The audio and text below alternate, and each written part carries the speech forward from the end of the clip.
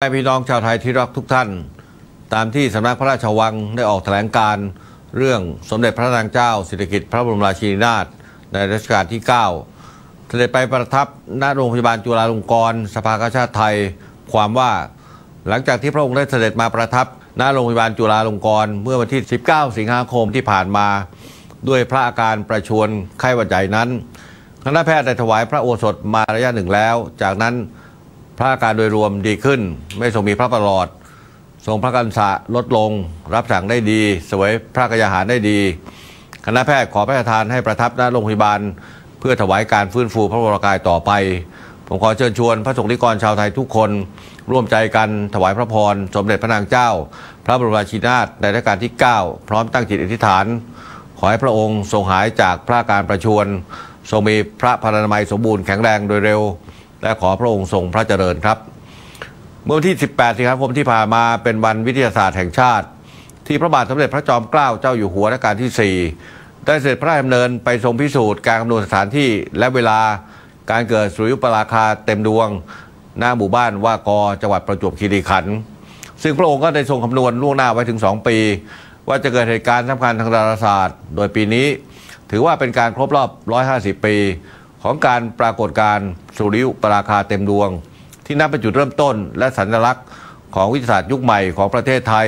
ในปีนี้รัฐบาลโดยกระทรวงวิทยาศาสตร์และเทคโนโลยีได้จัดงานมหกรรมวิทยาศาสตร์และเทคโนโลยีแห่งชาติประจำปี2561ภายใต้แนวคิดจุดประกายความคิดพัฒนาชีวิตด้วยวิทยาศาสตร์เสริมสร้างชาติด้วยเทคโนโลยีสู่วิถีแห่งนวัตกรรมเพื่อเทิดพระเกียรติพระมหากษัตริย์ผู้ทรงเป็นพระบิดาแห่งวิทยาศาสตร์ไทยและเผยแพร่ผลงานการวิจัยความก้าวหน้ากระตุ้นความสนใจส่งเสริมความรู้ทางวิทยาศาสตร์เทคโนโลยีและนวัตกรรมให้กับเด็กและเยาวชนตลอดจนประชาชนโดยทั่วไปตั้งแต่วันที่ 16 ถึง 26 สิงหาคม 2561 ณ ศูนย์แสดงสินค้าและการประชุม Impact Hall 2-8 เมืองทองธานีในงานจะมีหน่วยงานต่างๆกว่า 100 หน่วยงานจาก 10 ประเทศมาร่วมจัดแสดงด้วยโดยมี 9 เรื่องที่โดดเด่นอาทินิทรรศการวิทยาศาสตร์ติดถ้ำโดยมีการนำเรือดำน้ำจิ๋วหรือเรือดำน้ำหมูป่าที่มีหน้าตาเหมือนแคปซูลพัฒนาโดยอีลอน มัสก์เจ้าของกิจการขนส่งอวกาศ SpaceX มาจัดแสดงพร้อมกับให้ความรู้ด้านวิทยาศาสตร์ติดถ้ำเพื่อให้ผู้ชมได้เรียนรู้ด้านภูมิศาสตร์ธรณีวิทยาเทคโนโลยีกู้ภัยสภาพร่างกายเมื่ออยู่ในถ้ำและการเตรียมตัวไปเที่ยวถ้ำนิทรรศการยุคข้อมูลครองโลกหรือ Big Data นิทรรศการวิกฤตขยะเทคโนโลยีเปลี่ยนชีวิตและซูเปอร์ฟู้ดหรืออาหารแห่งศตวรรษเป็นต้นนอกจากนี้ยังมีนิทรรศการเกี่ยวกับวิทยาศาสตร์เทคโนโลยีนวัตกรรมต่างๆที่กำลังอยู่ในความสนใจของประชาชนมาจัดแสดงด้วยนะครับงานมหกรรมวิทยาศาสตร์นั้นจัดขึ้นตามนโยบายวิทย์สร้างคนสร้างแรงบันดาลใจของกระทรวงวิทยาศาสตร์และเทคโนโลยีเพื่อเตรียมคนไทยเข้าสู่ศตวรรษที่ 21 สู่ที่ใหม่ๆหรืออาชีพที่เกี่ยวกับสเต็มที่เป็นการบูรณาการศาสตร์หลายแขนงในการทำงานก็ถือว่าเป็นความท้าทายที่จะทำอย่างไรให้เด็กสามารถเข้าถึงสเต็มได้ง่ายมองว่าเป็นเรื่องสนุกเกิดแรงบันดาลใจเพื่อการก้าวเข้าสู่ทางอาชีพด้านวิทยาศาสตร์และเทคโนโลยีซึ่งผมเห็นว่าปัจจุบันสเต็มอาจจะไม่เพียงพอนะครับสำหรับการสร้างนวัตกรรมและสิ่งประดิษฐ์ใหม่ๆเราต้องการความคิดที่สร้างสรรค์ไปด้วยเขาอยากจะให้เพิ่มเติมศิลปะเป็นสตรีมนะครับลงไปด้วยจะได้สมบูรณ์ทั้งศาสตร์และศิลป์เพื่อการประยุกต์การริเริ่มและการกล้าสร้างสรรค์ในสิ่งใหม่ๆไม่ใช่เป็นเพียงการลอกเลียนแบบอย่างเดียวโดยปราศจากการประยุกต์ดัดแปลงมิฉะนั้นประเทศของเราก็จะมีโอกาสนะครับที่จะเป็นเจ้าของหรือผู้ส่งออกเทคโนโลยีของโลกได้เลยที่ผ่านมานโยบายวิทย์สร้างคนได้มีการผลักดันผ่านโครงการต่างๆเพื่อสร้างคนรุ่นใหม่ในสายอาชีพที่เกี่ยวข้องกับวิทยาศาสตร์เช่นการจัดงานมหกรรมวิทยาศาสตร์และเทคโนโลยีแห่งชาติใน4ภูมิภาครวมถึงมีคาราวานวิทยาศาสตร์เพื่อเยาวชนในพื้นที่ห่างไกลสามารถเข้าถึงกิจกรรมการเรียนรู้ได้เพิ่มเส้นทางการคาราวานในสายใหม่ในพื้นที่ต่างๆตลอดจนโครงการจัตุรัสวิทยาศาสตร์ที่สร้างแรงบันดาลใจให้กับคนรุ่นใหม่ให้รู้ว่าในอนาคตอันใกล้ควรจะเรียนอะไรไปทำอาชีพอะไรจึงจะสอดคล้องกับการเปลี่ยนแปลงของสังคมไทยที่กำลังจะก้าวไปสู่สังคม 4.0 นะครับนอกจากนี้ก็ยังมีหลายโครงการที่ดำเนินการไปแล้วอาทิโครงการขยายห้องเรียนวิทยาศาสตร์ในโรงเรียนโดยมหาวิทยาลัยโครงการวมวโครงการพัฒนาทักษะการคิดเชิงตรรกะให้แก่เด็กและเยาวชนด้วยกิจกรรมโคดดิ้งและคิดไบรท์ซึ่งจะถ่ายทอดความรู้การเขียนโปรแกรมคอมพิวเตอร์ให้กับเยาวชนระดับมัธยมศึกษาตอนต้นในภูมิภาคและโรงเรียนด้อยโอกาส ได้แจกจ่ายให้กับโรงเรียนต่างไปแล้วทั่วประเทศนะครับจำนวน 200,000 ชุดใน500 โรงเรียนโครงการจัดการแข่งขันด้านวิทยาศาสตร์สิ่งประดิษฐ์เพื่อสร้างสนามแข่งขันให้เยาวชนได้พัฒนาผลงานและเรียนรู้จักคนอื่นๆก็จะทำให้เกิดแรงบันดาลใจเพื่อจะก้าวเข้าสู่เวทีระดับนานาชาติเข้าสู่เส้นทางอาชีพนักวิจัยนักวิทยาศาสตร์และนวัตกรสุดท้ายโครงการโรงประลองต้นแบบทางวิศวกรรม Fab Lab นะครับที่จะไปสร้างในโรงเรียนวิทยาลัยศึกษาและวิทยาลัยเทคนิคทั่วประเทศอีก150 แห่งเพื่อจะสร้างพื้นที่ให้นักเรียนสามารถเข้าไปใช้สถานที่อุปกรณ์หรือเครื่องมือต่างๆทางวิศวกรรม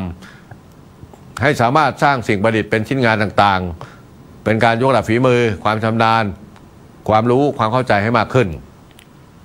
นโยบายวิทย์สร้างคนของกระทรวงวิทยาศาสตร์และเทคโนโลยีนั้นกำลังจะเปลี่ยนแปลงประเทศไทยและนำประเทศเข้าสู่ Thailand 4.0 ได้อย่างมั่นคงถ้าเราเปลี่ยนความคิดคนไทยให้มีความคิดแบบวิทยาศาสตร์ได้เราจะมีเหตุมีผลส่งผลให้ประเทศไทยกลายเป็นสังคมที่มีศักยภาพสามารถพัฒนาให้ก้าวหน้าไปด้วยวิทยาศาสตร์เทคโนโลยีนวัตกรรมในอนาคตอันใกล้และสามารถจะไปสานต่อในเรื่องของเกษตรกรรมเรื่องของอาชีพต่างๆที่มีรายได้น้อยด้วยนะครับเราต้องเอาวิทยาศาสตร์เข้ามาเกี่ยวข้องด้วยเพราะเป็นเกี่ยวกับเรื่องสิ่งแวดล้อมรอบตัวเราวิทยาศาสตร์ธรรมชาติอีกสาขาหนึ่งที่เกี่ยวข้องกันก็คือสาขาวิทยาศาสตร์ประยุกต์กันนะครับทั้ง2 อย่างเอามาด้วยกันมันก็จะขับเคลื่อนประเทศขับเคลื่อนตัวเองครอบครัวไปด้วยในอนาคต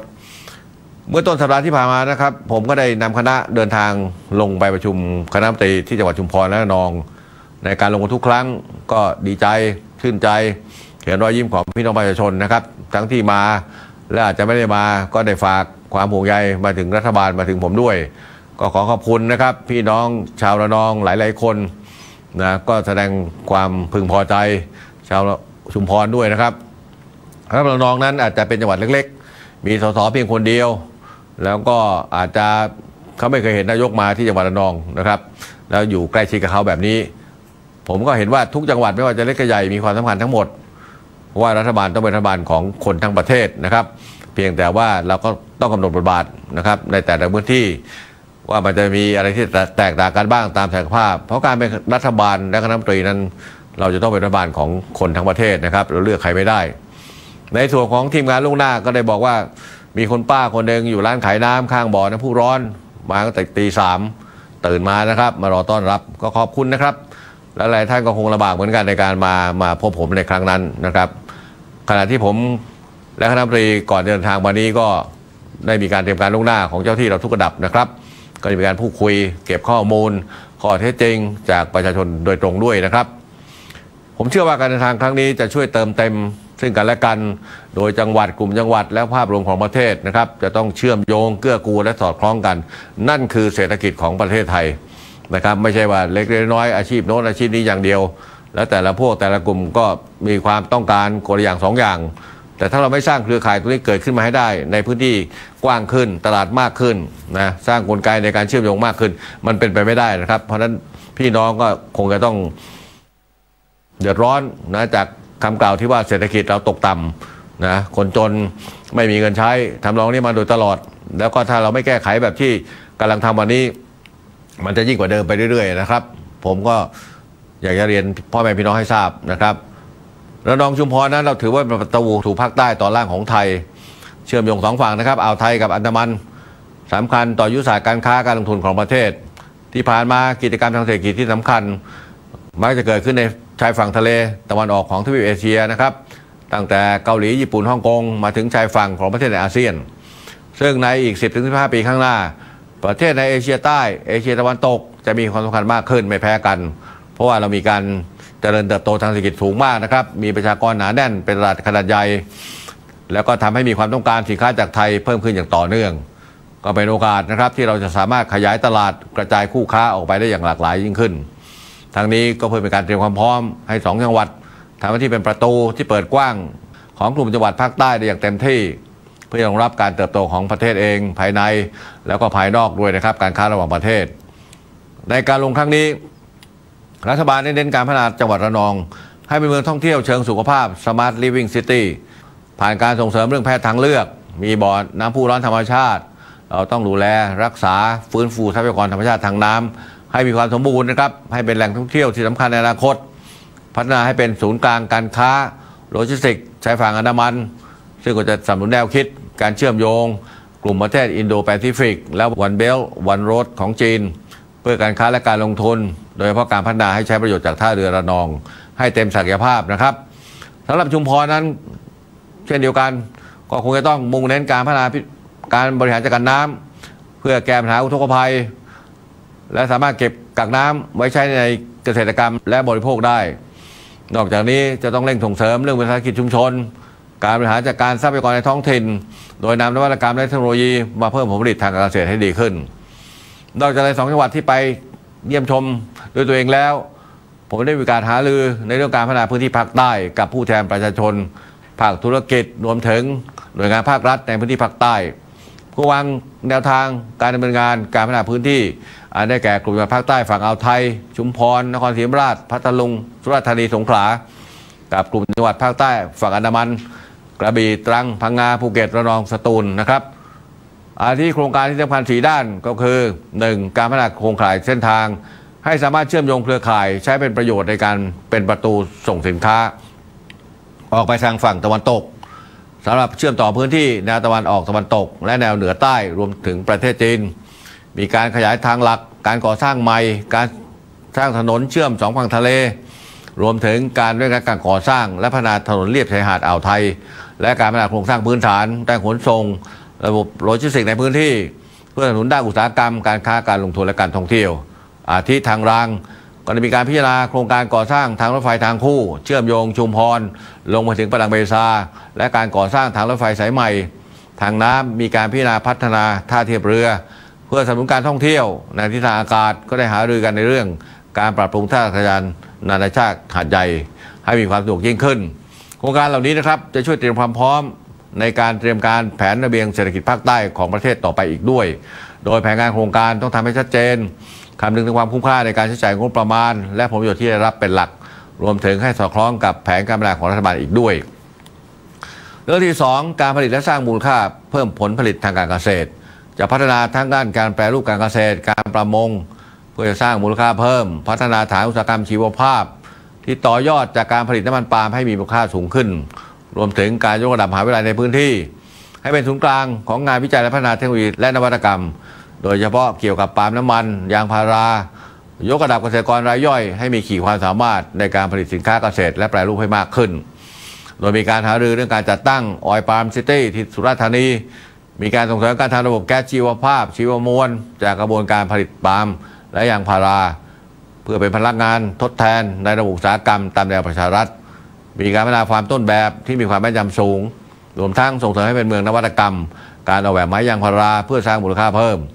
และการจัดทำมาตรฐานการจัดการป่าไม้อย่างยั่งยืนสำหรับรองรับอุตสาหกรรม 4.0 มีการสร้างสมาร์ทฟาร์มเมอร์มีการจัดตั้งศูนย์ยกระดับผลิตภัณฑ์ชุมชนทางการเกษตรตามแนวประชารัฐการพัฒนานวัตกรรมดิจิทัลด้านการเกษตรสินค้าและบริการรวมทั้งการจัดตั้งโรงงานต้นแบบสินค้าการเกษตร 4.0 แบบครบวงจรทั้งนี้เพื่อจะยกระดับให้เป็นเขตเศรษฐกิจพิเศษคลัสเตอร์เกษตรภาคใต้นะครับซึ่งผมไม่ได้สั่งการให้หน่วยงานที่เกี่ยวข้องและสร้างกลไกขับเคลื่อนให้ได้เร็วที่สุดร่วมกันกำหนดพื้นที่เพาะปลูกมีการทำเกษตรผสมผสานปลูกพืชเสริมพืชหลักและการรวมกลุ่มทางเกษตรแปลงใหญ่เป็นต้นโดยจะต้องนำ Big Data มาใช้ให้มากขึ้นโดยข้อมูลจากทุกหน่วยงานมาวิเคราะห์สนับสนุนการตัดสินใจการวิเคราะห์สถานการณ์การตลาดนำการผลิตและแก้ไขปัญหาต่างๆเพื่อได้ส่งเสริมการทำเกษตรให้ตรงจุดนะครับนอกจากนี้ได้สั่งการให้หน่วยงานในพื้นที่ลงทะเบียนแหล่งที่มาของพืชการเกษตรหลักเพื่อจะบ่งบอกถึงแหล่งการเพาะปลูกพืชต่างๆอีกด้วยเพราะต่างชาติให้ความสำคัญในเรื่องดังกล่าวหากไม่พบแหล่งที่มาของพืชการเกษตรหรือปลูกในพื้นที่ที่ผิดกฎหมายก็จะมีการรับซื้อสินค้าเกษตรดังกล่าวนะครับก็อาจจะทำให้เกิดปัญหาที่ใหญ่ขึ้นอื่นๆตามมาอีก 3. การพัฒนาแหล่งท่องเที่ยวชั้นนำแห่งใหม่กับแหล่งท่องเที่ยวที่มีชื่อเสียงเรียบชายฝั่งทะเลอ่าวไทยให้เชื่อมโยงกับอันดามันนะครับเป็นพื้นที่เศรษฐกิจใหม่ด้านการท่องเที่ยวเชิงนิเวศหรือริเวล่าเมืองไทยนอกจากการท่องเที่ยวในภาพรวมแล้วก็ยังมีการหารือการพัฒนาศักยภาพเพื่อจะรักษาความปลอดภัยเมืองท่องเที่ยวหลักโดยประยุกต์เทคโนโลยีและนวัตกรรมทางบกทางน้ำมาใช้ให้เกิดประโยชน์สูงสุดเช่นระบบแจ้งเตือนภัยในเชิงป้องกันและ CCTV ในเชิงป้องปรามเป็นต้น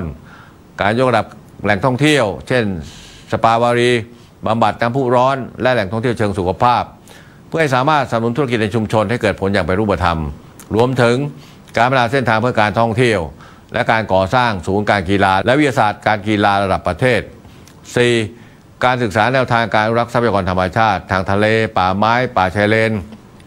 การขุดลอกบำรุงรักษาร่องน้ำชายฝั่งที่สุราษฎร์ธานีการบริหารจัดการน้ำเพื่อแก้ปัญหาน้ำท่วมรวมถึงการจัดหาแหล่งน้ำเพื่อการอุปโภคบริโภคในจังหวัดพังงาและระนองเป็นต้นสำหรับโครงการพัฒนาพื้นที่หนองใหญ่ตามพระราชดำริในจังหวัดชุมพรซึ่งก่อสร้างขึ้นเป็นแก้มลิงธรรมชาตินั้นนอกจากจะช่วยบรรเทาปัญหาอุทกภัยในเมืองชุมพรและเป็นแหล่งน้ำสำรองสำหรับการเกษตรและผลิตน้ำประปาหล่อเลี้ยงชุมชนในอนาคตแล้วยังสามารถพัฒนาเป็นแหล่งท่องเที่ยวชุมชนได้อีกด้วยโดยเฉพาะทางมีเรื่องเล่าให้ศึกษาก็จะช่วยดึงดูดความสนใจได้เป็นอย่างดีนะครับโดยหนองใหญ่นี้จะมีเกาะกลางน้ำที่เกิดจากการนำดินจากการขุดบึงปรับแก้มลิงมาถมจนเป็นเกาะอยู่กลางน้ำมีการนำไม้ยืนต้นพันธุ์ภาคใต้ที่ใกล้สูญพันธุ์มาปลูกไว้หลายชนิดเป็นที่อยู่อาศัยของนกและกวางมีการสร้างสะพานไม้เทียมนะครับที่เห็นในรูปวันนี้ที่สวยงามเชื่อมต่อระหว่างเกาะกับฝั่งเป็นสถานที่พักผ่อนหย่อนใจเดินชมทัศนียภาพได้อีกด้วยซึ่งสะพานนี้สร้างเมื่อปี2552ยาว295เมตรกว้าง 1.2 เมตรที่น่าสนใจก็คือการสร้างโดยแรงงานเด็กวัยรุ่นเพียง7คนใช้เวลาเพียง45วันใช้เงิน 460,000 บาทโดยไม่อาศัยเครื่องมือเครื่องจักรใดๆช่วยเลยสาเหตุที่ต้องใช้ไม้เขี้ยมเป็นไม้ที่ทนน้ำนะครับทนแดดทนฝนรูปสะพานคดโค้งมีขึ้นมีลงแฝงด้วยคำสอนที่ว่าเปรียบเหมือนชีวิตมนุษย์ซึ่งย่อมมีทั้งขึ้นและทั้งลงนะครับบางครั้งก็ต้องคดเคี้ยวไปบ้างปัจจุบันเกิดการชำรุดทรุดโทรมไปตามกาลเวลากลุ่มพลังมวลชนและภาคส่วนต่างๆในจังหวัดชุมพรก็ได้ร่วมกันบูรณะจนแล้วเสร็จนะครับในรูปแบบปัจจุบันที่เห็นนะครับภายในวันเดียวผมอยากนำเกร็ดความรู้เล็กน้อยเหล่านี้ซึ่งแฝงไว้ด้วยความยิ่งใหญ่มาเล่าให้พี่น้องทั่วประเทศได้ฟังในทุกที่ย่อมมีที่มาที่ไปน่าศึกษาหากเราไม่มองข้ามนะครับอีกทั้งอาจจะมีแง่มุมสอนใจคนเราไว้อีกด้วยนะครับนอกจากนี้แนวทางการพัฒนากลุ่มจังหวัดภาคใต้ด้านการพัฒนาคุณภาพชีวิตที่จะส่งเสริมให้ภาคใต้เป็นศูนย์กลางสุขภาพนานาชาติผ่านการก่อสร้างโรงพยาบาลเพิ่มเติมที่จะต้องดูความเหมาะสมในเรื่องพื้นที่ต่อไปรวมถึงการเพิ่มประสิทธิภาพในเครื่องมือรักษาพยาบาลและคุณภาพการบริการของโรงพยาบาลนอกจากนี้การสนับสนุนการดำเนินงาน OTOP Academy เพื่อส่งเสริมความรู้และภูมิปัญญาท้องถิ่นจะพิจารณาในเรื่องของความพร้อมของบุคลากรรูปแบบของการบริหารจัดการต่อไปทั้งนี้ในการลงพื้นที่ทุกครั้งไม่ว่าจะเป็นการประชุมคณะรัฐมนตรีหรือการตรวจเยี่ยมการดำเนินงานต่างๆไม่ได้มาเพื่อจะแจกเงินแจกงบประมาณในอย่างที่หลายคนก็กล่าวอ้างกันมานะครับผมไม่ทำเช่นนั้นแต่มาเพื่อติดตามขับเคลื่อนให้เกิดความต่อเนื่องเชื่อมโยงพบราษฎรทำความเข้าใจนะครับโครงการที่มีแต่ดั้งเดิมที่ได้รับการยอมรับประชาชนมีความพึงพอใจเป็นอย่างดีที่ผ่านมาเช่นโครงการรักษาพยาบาลเรื่องการศึกษาฟรีเรื่องการเกษตรเรื่องหนี้สินเราคงต้องดำเนินการต่อนะครับแต่ระหว่างนี้เราต้องพิจารณาถึงผลกระทบที่จะเกิดขึ้นในอนาคตด้วยในเรื่องของการใช้จ่ายงบประมาณที่จะมากขึ้นในอนาคตหลายๆรูปแบบด้วยกันนะครับแล้วก็สิ่งที่ผ่านมานั้นก็จะมีปัญหาอยู่หลายประการนะครับแต่เราก็ไม่สามารถจะล้มเลิกได้แต่เราต้องทำให้ดีกว่าเดิมนะครับทุกอย่างต้องดีขึ้นกว่าเดิมแล้วก็มั่นคงยั่งยืนนะครับเพื่อคนไทยของพวกเรา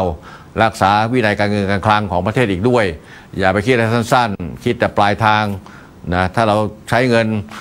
ตรงปลายทางให้มากต่อไปนะครับโครงการเหล่านี้จะรวมแล้วจะใช้งานมากขึ้น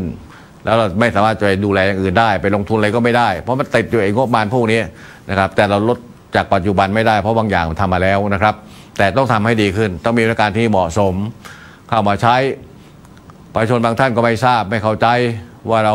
กำลังทำให้ดีขึ้นอย่างไรทราบแต่เพียงว่ามันเริ่มมาตั้งแต่เมื่อนั้นเมื่อนี้นะแต่มันมีประสิทธิภาพมากน้อยแค่ไหนอันนี้ไม่เข้าใจไม่รู้นะครับก็อยากให้ทุกคนเรียนรู้ไปพร้อมกันให้เห็นทั้งประโยชน์และก็ปัญหาควบคู่กันไปด้วยทุกครั้งรัฐบาลลงพื้นที่ก็พบว่าประชาชนได้มีความต้องการในหลายด้านทั้งเรื่องเดิมเรื่องใหม่เรื่องซ้ำซากเราเข้าใจนะครับแล้วก็รับมาพิจารณาหลายเรื่องที่ลงไปเนี่ยมันอยู่ในแผนงานโครงการแล้วบางเรื่องที่ไม่อยู่ในแผนก็จะนำมาพิจารณาความเหมาะสมเพื่อจะจัดหางบประมาณนะครับจัดแบบความเร่งด่วนในส่วนของเรื่องงบประมาณนี้เช่นกันนะครับประชาชนส่วนใหญ่ไม่ค่อยสนใจว่าเราได้งบประมาณมาจากไหนอย่างไรเพราะรัฐบาลมีอย่างเดียวนะครับจากภาษีทั้งสิ้นนะเพราะฉะนั้นถ้าเราพูดถึงเรื่องนี้จะมีปัญหาหมดนะแต่ทุกคนก็ต้องเข้าใจนะครับว่า ท่านเรียกร้องอะไรมาก็แล้วแต่หรือประเทศชาติเราต้องการอะไรก็แล้วแต่มันต้องมีเงินนะมีงบประมาณแล้วก็ต้องใช้เวลาในการดำเนินการนะครับถ้าหลายคนกำหนดแต่ความต้องการออกมาแต่เวลาถามว่าจะได้เงินจากที่ไหนเพื่อทำความเข้าใจกลับเป็นว่าก็ในเมื่อเป็นรัฐบาลก็ต้องไปหาเงินมาแล้วผมจะหาได้จากใครนะครับไม่ใช่ว่าวันนี้เราหลายคนก็บอกรัฐบาลหมดสตางค์แล้วหมดเงินแล้วต้องมารีดไถประชาชนผมคิดว่าคนพวกนี้อันตรายนะครับมันไม่ใช่อย่างนั้นเลยเพราะเรายึดถือหลักการของระบบการเงินการคลังอยู่แล้วนะครับมีกฎหมายออกมาคุมทุกตัวนะว่าจะต้องใช้เงินงบประมาณอย่างไรก็วันหน้าระมัดระวังกันแล้วกันนะครับเราต้องการจะสร้างความเชื่อมโยงระหว่างชายฝั่งทั้งสองด้านนะครับทั้งเรื่องการท่องเที่ยวท่าเรือสนามบินแล้วไปยังประเทศอื่นด้วยนะครับมันจะเกิดห่วงโซ่มูลค่าสร้างรายได้นะสร้างมูลค่าเพิ่มให้มากยิ่งขึ้นเพราะฉะนั้นถ้าเราปรับแผนการทำงานของราชการของส่วนราชการรัฐวิสาหกิจให้ตรงกับความต้องการของประชาชนนะครับซึ่งเราก็ต้องคำนึงถึงสองฝั่งนะครับฝั่งหนึ่งก็ต้องคำนึงถึงความต้องการของเขาความเร่งด่วนความลำบากของเขาขณะเดียวกันฝ่ายประชาชนที่เดือดร้อนก็ต้องมองทางฝั่งราชการฝั่งรัฐวิสาหกิจด้วยกันว่าเขาก็ต้องมีเงินทุนในการทำงานนะครับในการที่จะทำให้กลับมาที่พวกเรานั่นแหละนะเพราะฉะนั้นถ้าสองฝ่ายไม่เอื้อประโยชน์ไม่อำนวยต่อกันมันก็ไปไม่ได้ทั้งหมดมันติดขัดไปหมดนะครับเริ่มตั้งแต่ที่ดินเริ่มตั้งแต่จะสร้างถนนหนทางขุดน้ำขุดต่างๆติดปัญหาไปหมดเพราะเป็นที่ดินของท่านแต่ท่านต้องการผลประโยชน์ที่รัฐบาลจะต้องทำให้นะครับก็ต้องช่วยกันทั้งสองข้างนะครับ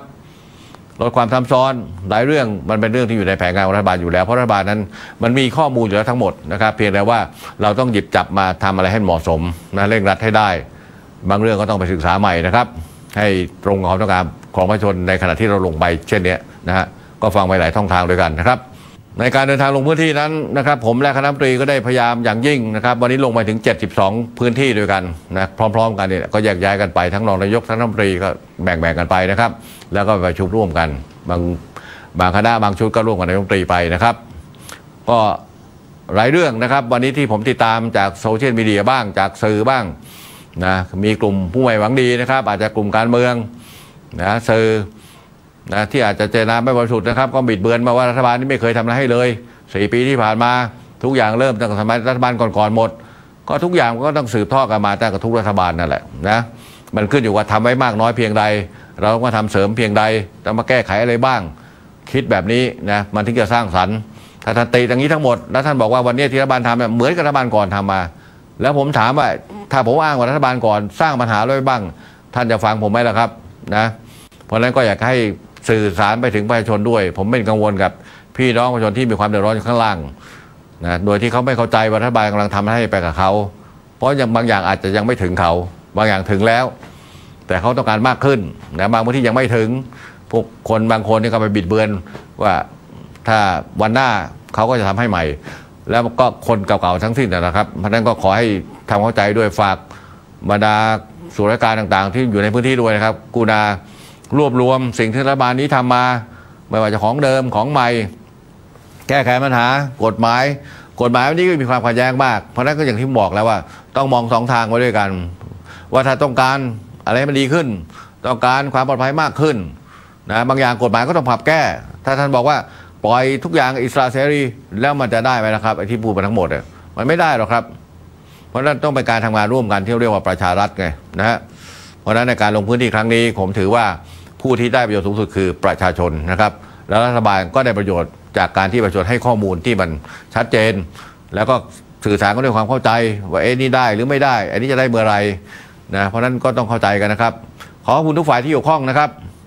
ทั้งฝ่ายรัฐบาลส่วนล่วงหน้าประชาชนในพื้นที่ผู้ว่าจังหวัดที่ต้อนรับเป็นอย่างดียิ่งนะครับผมก็ไม่ชอบอะไรที่เป็นพิธีทางการมากนักทานอะไรง่ายๆนะใกล้ชิดประชาชนให้มากๆนะครับสุดท้ายนี้นอกจากเรื่องสภาพลมฟ้าอากาศอาจจะนำมาซึ่งปัญหาทุกภัยในปัจจุบันนะครับเราก็พยายามแก้มาโดยตลอดวันนี้ก็หลายอย่างก็ดีขึ้นแต่เราอย่าคิดว่ามันจะไม่กลับมาอีกถ้าหากว่ามันมีพายุอะไรเข้ามาต้องเตรียมความพร้อมไว้ตลอดเวลานะครับอีกเรื่องหนึ่งที่ผมเป็นห่วงพี่น้องประชาชนก็คือเรื่องการรักษาสุขภาพนะครับโดยองค์การอนามัยโลกมีรายงานว่าทุกประเทศทั่วโลกพบผู้ป่วยโรคไม่ติดต่อเพิ่มขึ้นอย่างชัดเจนไม่ว่าจะเป็นโรคเบาหวานโรคหัวใจและหลอดเลือดโรคความดันสูงประเทศเรามีอัตราป่วยด้วยโรคเหล่านี้สูงเช่นกันนะครับแต่ที่น่ายินดีก็คือประเทศไทยได้รับการประเมินและชื่นชม จากองค์การอนามัยโลกว่ามีการดำเนินงานด้านการป้องกันควบคุมโรคไม่ติดต่อได้ดีเยี่ยมติด10อันดับแรกของโลกน่าภูมิใจนะครับถือว่าเป็นอันดับหนึ่งของเอเชียด้วยเนี่ยสิ่งที่ดีเหล่านี้บางทีไม่ทราบหรอกนะครับทุกคนก็ไปบิดเบือนกันในเรื่องความเดือดร้อนต่างๆมากมายนะเรื่องการเมืองเรื่องประชาธิปไตยโดยลืมไปว่าไอ้นี่เป็นพื้นฐานสำคัญของประเทศนะครับโรคไข้หวัดใหญ่ซึ่งเป็นโรคติดต่อที่มีแชร์ข้อมูลในสื่อโซเชียลในปัจจุบันแล้วก็สร้างความตื่นกลัวให้กับพี่น้องประชาชนความจริงแล้วในปีนี้มีจำนวนผู้ป่วยและผู้เสียชีวิตจากโรคไข้หวัดใหญ่นี้ลดลงสาเหตุจากอาการที่ทรุดลงหรือเสียชีวิตเนื่องจากมีความเข้าใจที่ไม่ถูกต้องในการดูแลรักษาอาการป่วยเช่นไข้ไอจามมีน้ำมูกแล้วก็มักจะไม่ไปปรึกษาหมอนะครับพบแพทย์ไปซื้อยาปฏิชีวนะยาสมุนไพรกินเองก็ขอแนะนำว่าหากมีไข้สูงเกิน2วันปวดเมื่อยร่างกายให้รีบพบแพทย์เพื่อรับการตรวจและรักษาที่ถูกต้องเหมาะสมนอกจากนี้ควรป้องกันโรคไข้หวัดใหญ่ทุกสายพันธุ์หลักง่ายๆก็คือปิดล้างเลี่ยงหยุดนะครับหมายถึงปิดปากปิดจมูกด้วยหน้ากากอนามัยหากไอจามให้ใช้ผ้าหรือกระดาษทิชชู่ปิดปากและจมูกทุกครั้งเพื่อรับผิดชอบต่อคนรอบข้างและสังคมล้างมือบ่อยๆด้วยน้ำและสบู่เมื่อสัมผัสสิ่งของเช่นกรอนประตูลูกบิดราวบันไดราวบนรถโดยสารหลีกเลี่ยงการคลุกคลีใกล้ชิดกับผู้ป่วยหรือในสถานที่แออัดมีคนอยู่ร่วมกันจำนวนมากและควรหยุดเรียนหยุดงานหยุดกิจกรรมแม้มีการป่วยเล็กน้อยก็ควรจะหยุดพักผ่อนรักษาตัวอยู่ที่บ้านนะครับจนกว่าจะหายเป็นปกติสงสัยให้สอบถามเพิ่มเติมได้ที่สายด่วนกรมควบคุมโรคโทร1422นะครับขอบคุณครับขอให้ทุกคนรักษาสุขภาพและทุกครอบครัวมีความสุขในช่วงวันหยุดสุดสัปดาห์นะครับสวัสดีครับฉันพร้อมจะเป็นสะพานเพื่อให้เธอข้ามสู่ความร้อน